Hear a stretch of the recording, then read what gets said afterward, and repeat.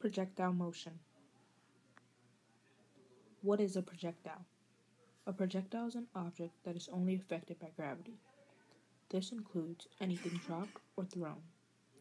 For example, a falling ball is a projectile. Acceleration in projectile motion.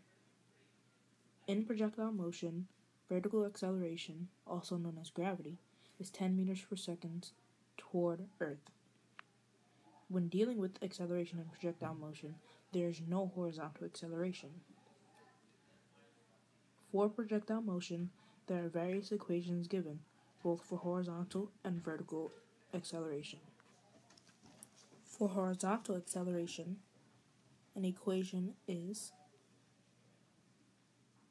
ax equals 0 meters. This isn't an equation so much as a statement, stating that acceleration in the x direction is always 0. Another equation is Vox, or V0x, equals Vx. This means that the velocity in the x direction is always constant. This is why the acceleration in the x direction is always 0. Furthermore, for an horizontal acceleration equation, change in x equals Vx, or V0 times t. Moving on to vertical acceleration equations. One is Vy equals Vy0 plus gravity times time. In addition, another is change in y is equal to half Vy plus V0 times t. Finally, the third and final vertical acceleration equation for projectile motion is change in y is equal to Vy V0 times t plus half gravity times time squared.